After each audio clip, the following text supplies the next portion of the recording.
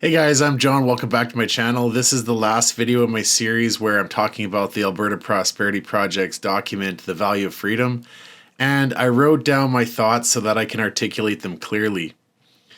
For this final video, I don't want to read the last section word for word because a lot of it is just summarizing information, numbers, and arguments that we've already gone through in detail in this series. So please go check it out if you're interested in going in through all of that in detail. The last part of the document is basically just a summary of everything.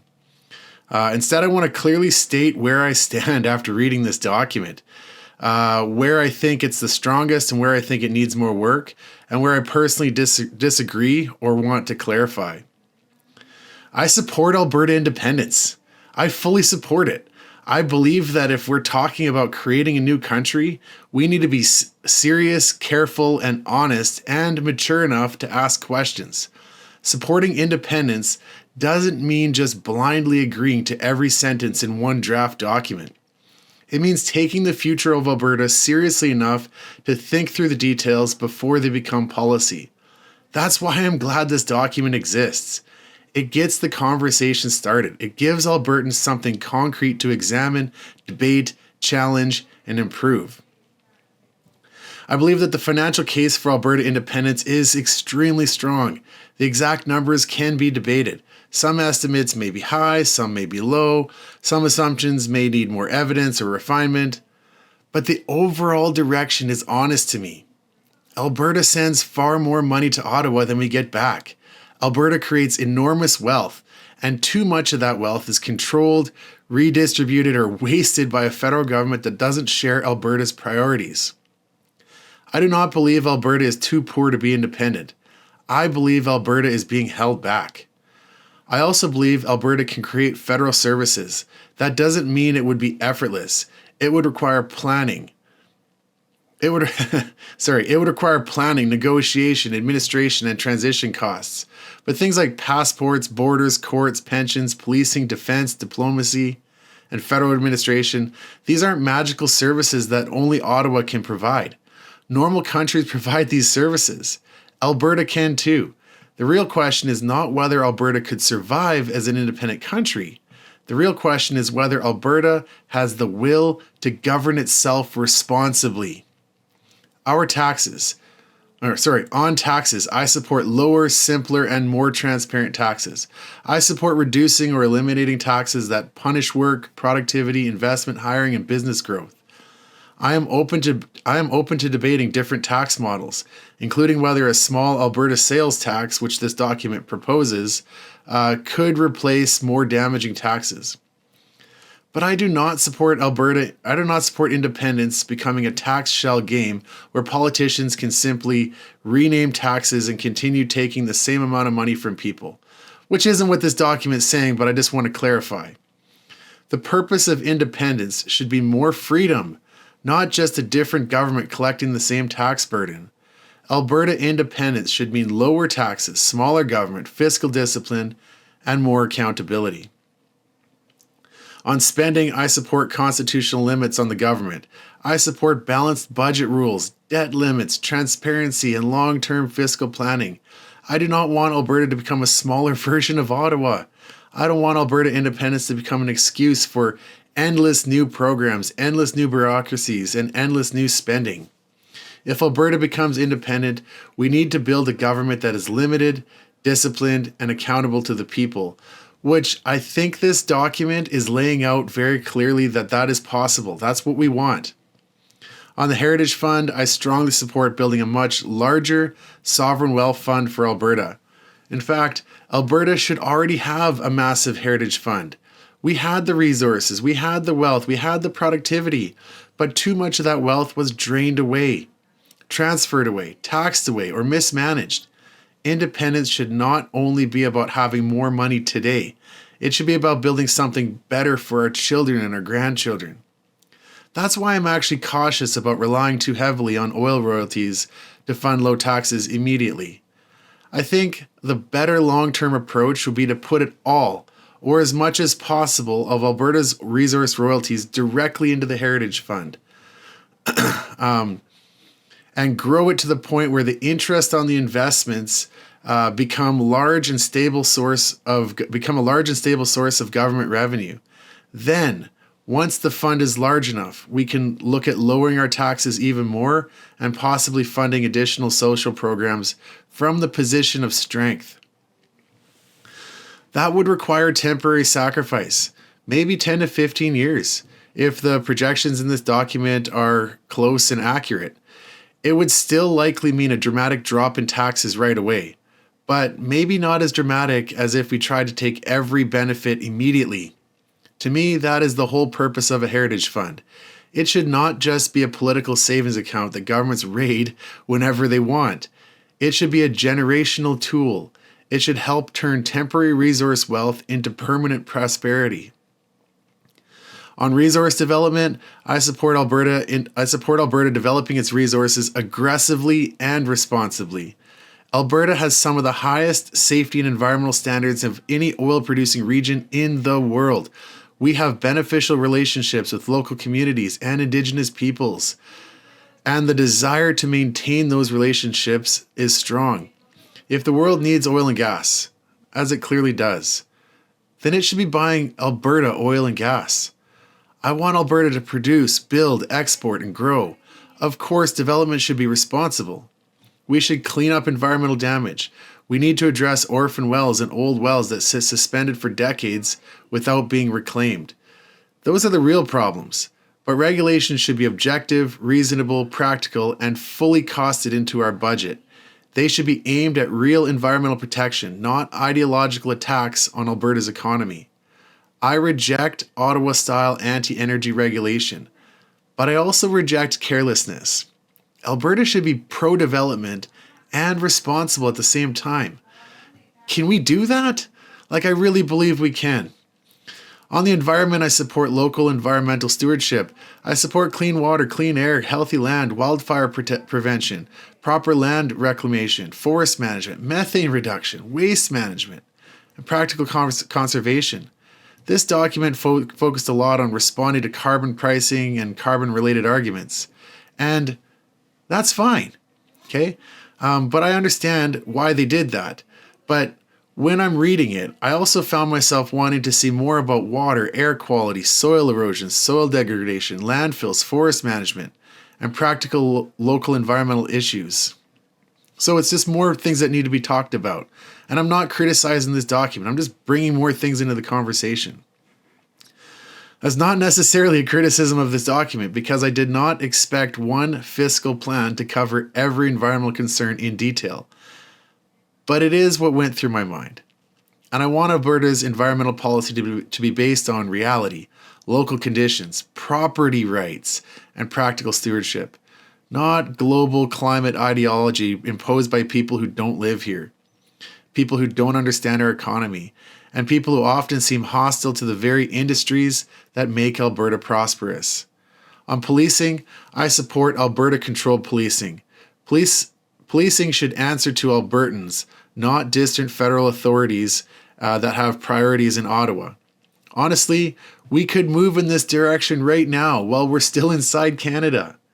I just want a justice system that protects law-abiding citizens, takes rural crime seriously, deals with drugs and violent crime seriously, and focuses on protecting communities instead of making excuses for criminals. I also imagine that many RCMP officers would transition into an Alberta police service, and they should be treated fairly. Their ranks, pensions, experience, and service should not be thrown away during the transition. The document laid out a fair plan for respecting those officers and making sure the transition plan is handled fairly. My issue is not with individual RCMP officers who serve communities. My issue is with accountability. Policing in Alberta should ultimately answer to Alberta. Now, for immigration, I want to be very clear because this is the issue where I think my position needs to be stated carefully. I support strong borders. I support serious immigration rules.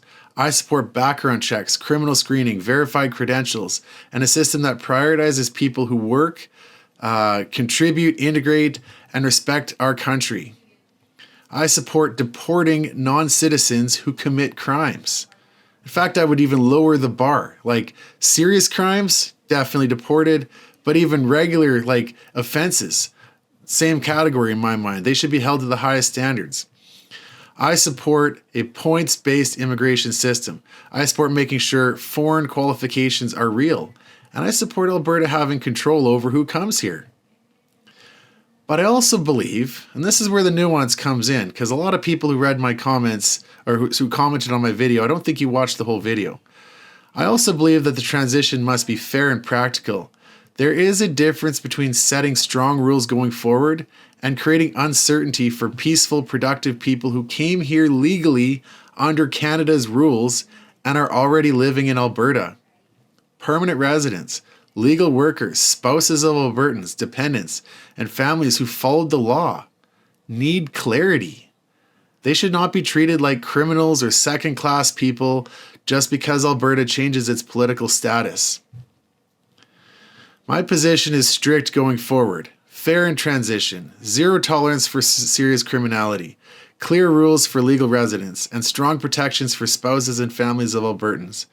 I also oppose, and this is another big issue with the document, I oppose creating two classes of Canadian citizens.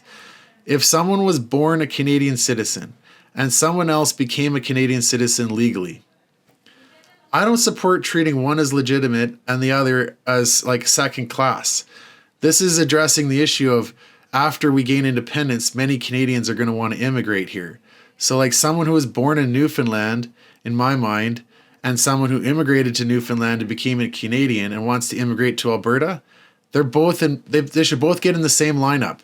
We're going to have quotas, so yeah. Here's how I think. Here's how I would think through the immigration transition. First, deport illegal criminals immediately with due process. Second, screen refugee claims extremely carefully, especially where there may be false claims. Fraud, abuse, anything like that, screen them carefully. If people lied, then many of them may need to leave. If you lied, you need to leave. Okay? Third, honor existing contracts of temporary foreign workers and international students. But make it clear that those contracts aren't a guaranteed path to citizenship. When their contracts or permits expire, they would need to reapply under Alberta's new rules. And because Alberta would have quotas, not everyone's going to be accepted. Okay, and the ones who aren't accepted are going to have to leave. Fourth, for actual refugees who are already here and dependent on the government support, I think there should be a transition period. Perhaps 3 to 5 years, I don't know, right? For them to become self-sufficient. Fifth, and this is the biggest one for me, if Alberta citizens have already sponsored spouses or family members under Canada's existing rules, those sponsored family members should be protected. They should get to stay with no risk of being torn away from their families. The proposals in this document allow putting down cash and sponsorship requirements or stricter rules. Those all may be acceptable to me going forward, but not retroactively.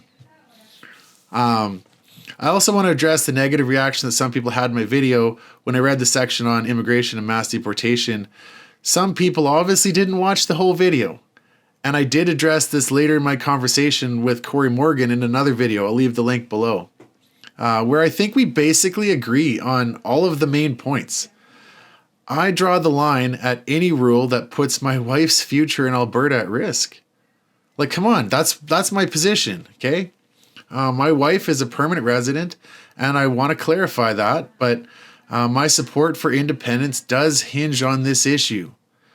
Because a country that breaks up peaceful families who followed the law is not the country that I'm trying to build. Any plan that proposes mass deportation will be either extremely unfair or extremely drawn out. It would be unfair if we just rubber stamp and deport everybody, okay, without any due legal process. But if we're serious about going back, say, 5 years and revetting everyone already here, then it would be extremely drawn out, expensive, bureaucratic, and messy. I think a better plan is to accept our current situation and deal with it going forward. Close the border to new applicants for a period of time if necessary. maybe a year or so. Then put forward new rules that actually work for Alberta, that prevent us from breaking up families who have children born here, and puts us in a better negotiating position with Canada and the rest of the world, because it'll show that we're being pragmatic, lawful, and serious. Okay, now on the Indigenous policy, I support respecting Indigenous people. I support better outcomes, local control, economic opportunity, serious negotiations. I support Indigenous communities becoming more self-sufficient and less dependent on Ottawa-style bureaucracy. But I do not support building a new Alberta on permanent separate categories of citizenship based on ancestry. I do not want Alberta to simply inherit Canada's treaty mess. I do not want a new country founded on different rights for different groups of people. A republic should be built on equal citizenship, equal rights, and equal protection under the law. That doesn't mean ignoring history. That doesn't mean disrespecting Indigenous people. It means that if Alberta is going to become a new country, we need a new constitutional conversation that is fair, serious, honest, and rooted in equal rights. Equal rights for everybody. One possibility is that many Indigenous people may want to keep their treaties exactly as they are. Okay, fine. But in that case, I think those treaties should remain with Canada. And yes, that would create small little Canadian enclaves within the Republic of Alberta, and I don't think that's a good idea. But I also don't like the idea of Alberta simply taking over the treaties that were made with Canada and the Crown as if nothing had changed. Either those treaty relationships stay with Canada or they're renegotiated. That's my position. You can argue with me on it. Please leave a comment below. If they are renegotiated, then I think we should be thinking creatively.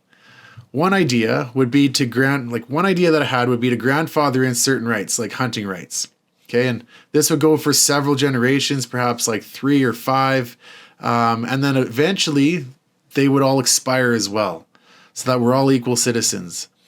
Another idea would be a one-time settlement for lands, where money is placed into trusts and managed by the shareholders, and the shares would be granted to Indigenous peoples currently under the treaties and passed down indefinitely.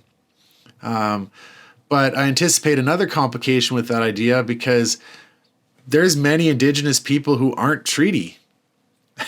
And so perhaps we'd have to, expand this to include them or something. So it's going to be a bit messy, but, and I'm not pretending to have the final answer here. I am actually engaging with this document exactly the way it was meant to be. It's a conversation starter. On the Crown and constitutional structure, I do not want Alberta to become a smaller, Crown-based version of Canada. I want Alberta to be a republic. I want a constitution that protects rights, limits government, defends property rights, protects free speech, protects families, and keeps power close to the people. I believe rights come from God, not government. Government does not create rights or grant us rights. Government exists to protect our rights. In my view, political power comes from God to the people, and the government should be accountable to the people. I do not want a king. I do not want a governor general. I do not want a vague crown-based constitutional arrangement carried over because people are afraid to think bigger. If Alberta is going independent, then let's actually go independent. I'm also confused by the use of the term in this document, Commonwealth. The word Commonwealth can have vague meanings. It can sometimes mean something similar to a republic, kind of depends on who you're talking to, or it can mean something more connected to the British Commonwealth. If it means the first option, then fine, we can discuss that. I like the term republic a little bit better. But if it means the second option, closer ties or some loose ties to the British monarchy, I reject it. Okay? I do not want Alberta attached to the British system at all. We have an amazing opportunity to look back through history, study every system of government that has ever been devised. Take the best parts, avoid the worst mistakes, and create one of the best systems of government. Create the best system of government the world has ever known. We have that opportunity. And that's really what gets me excited in the morning when I wake up and I think about Alberta independence. That's why I was willing to stand out on the street corner and wave flags. And that's why I'm willing to go help collect petitions. There's so much hope in this movement. On disagreement with independence movement, I believe we need to be able to disagree honestly. If someone supports independence but questions one part of this document or another part, that doesn't make them the enemy. That doesn't make me the enemy for questioning all of this. If someone challenges immigration, Indigenous policies, tax policies, or some sort of spending assumption or tax assumption, that doesn't mean that person's against independence. Doesn't mean I'm against independence. It means that we're taking it seriously. And that's what I encourage you to do. Take this all seriously. Read this document. Educate yourself. Learn about everything. Okay? We are talking about building a country. That requires debate. That requires humility. That requires careful planning. That requires people who are able to that requires people who are willing to ask uncomfortable questions before making mistakes permanent. And that's the big risk, right? Because if we get this wrong, then the risks, the mistakes we make, those are also going to be permanent, or they'll be really hard to change. I'm glad this document exists because it starts the conversation. It gives us something to work from, but it should not be treated as final. It should be tested, debated, improved, and refined. And that's exactly what this document is. It's a conversation starter. It's a draft proposal made by people who take independence seriously. It is designed to get us talking, not to get us fighting. All the people in my comments. I'm one of the biggest supporters of independence. I'm a guy who started a YouTube channel, who spends my private time promoting this. And if you want to go on my channel and attack me, then at least watch the whole video first, okay? Because I do appreciate, if I'm wrong, I want you to call me out and prove that I'm wrong. I want you to call me out. I want to be aware when I'm wrong so that I cannot be wrong anymore. So after reading through the value of freedom, this is where I land. I support Alberta independence. I believe the financial case is strong. I believe the sovereignty case is even stronger.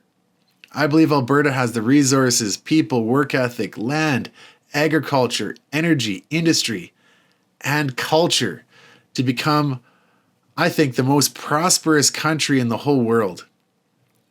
I also believe that this must be done carefully.